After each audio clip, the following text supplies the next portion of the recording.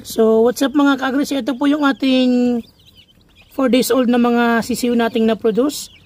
So ayan, syempre ito po ay alagang BMP 100 ng Firmabet. Alang angat, alang tapat. So ito po yung binibigay ko sa kanila simula po day old. Pagkababa po ko po sa kanila galing sa incubator hanggang 1 month old. So ito po yung binibigay natin para po siguradong healthy yung ating mga manok. So ang ating BMP 100 ay mayroong multivitamins, minerals, B-complex, electrolytes, amino acid, probiotics at prebiotics. At kauna-unan pong produkto na may pinagsamang probiotics at prebiotics. Kaya po napakatagal itong mapanis dahil na rin po sa content na probiotics at prebiotics. At ito po ay available na rin po sa 500 ml at 1 liter na packaging. So, yung atin pong 1 liter available na po sa ating mga online merchants. Then, yung ating pong BMP 100 na 500 ml ay soon na ilalabas na rin po sa ating mga online merchants. At syempre sa ating pong mga local agribet supply. So, meron lang po tayong inaayos daw sa lab. Kaya po medyo nadidelay tayo. Pero, malapit na po itong i-out. So, ayan po yung, kung makikita nyo naman po, ito yung epekto. So, yung ating pong mga sisiw ay mga maliliksi. So, ayan po. Tingnan po natin yung mga benepisyo na ibibigay nito sa ating mga sisiw. So, ayan po. Ito yung nasa likod niya. So, nakakapag paliksi po ito ng ating mga sisiw. At nakakapagpataas ng gana ng pagkain. At nakakapagpaganda ng digestion or pagtunaw ng mga pagkain na binibigay natin sa kanila ng mga feeds. At syempre, yung papatas po ng kanilang feed conversion, ibig sabihin po yung mga kinakain nilang feeds, ay nagagamit talaga nila para sa paglaki at sa growth po nila. At ito ay nakakapagpataas ng immunity or ng kalusugan natin mga manok. At ito po ay nakakapagbigay ng resistance or meron tayong panglaban sa sakit. At ito rin po ay nakakapagpababa ng mortality or ibig sabihin po pagkamatay ng ating mga day old na mga sisiw, yung biglaan pong pagkamatay.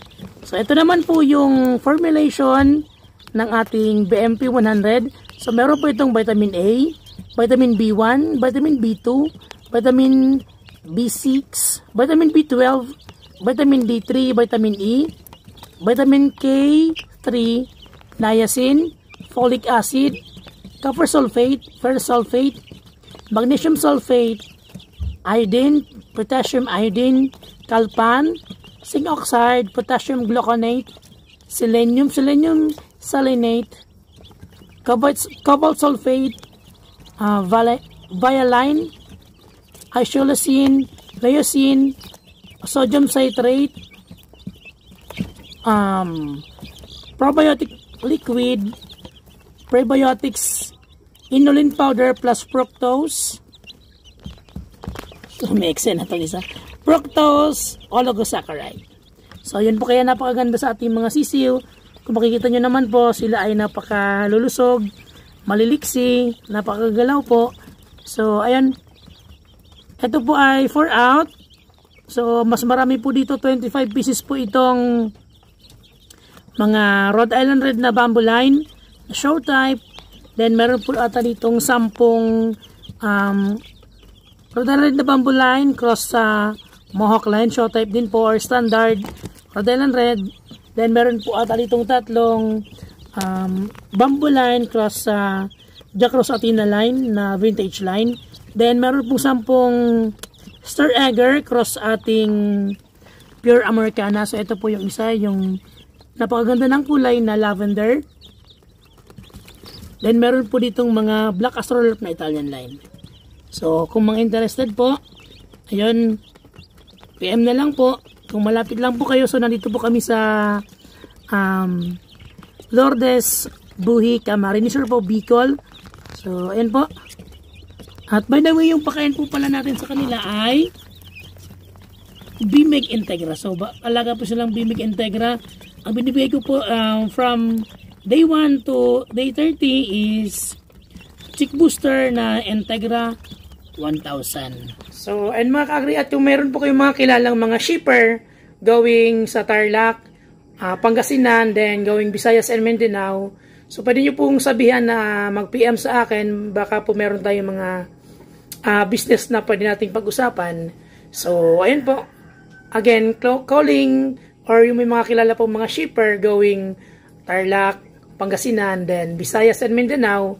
Kung meron po kayong mga kilala na based naman po dito sa Bicol na pwede pong mag-ship or mga shipper nga, pwede nyo pong sabing mag-PM sa akin kasi baka pwede tayong makapag-usap para po sa pagpapadala or open po tayo ng business, ng tie-up para po, ayun, sinasabi nga natin na makapagpadala or ma-share natin yung ating mga produce dito sa ating backyard farm sa iba pong gustong mag-alaga ng ating mga napoproduce po dito mga manok, lalong-lalo na po yung ating mga Rhode Island Red na bamboo lines. Then, yung ating mga Sir Egger, Cursa Pure Americana, then yung ating Chinese Silky, kung meron po mga gusto. So, ayun, hopefully po mayroong makapanood nito, tapusin nyo po yung video, then may mag-PM po sa akin ng mga shippers or may mga kilala po nagsiship ng mga live animals para po ma-share natin yung ating mga produce sa ating mga buyers din or mga gustong mag-alaga from Tarlac, Pangasinan, Visayas region and Mindanao region. So, ayun po. Maraming salamat and happy farming!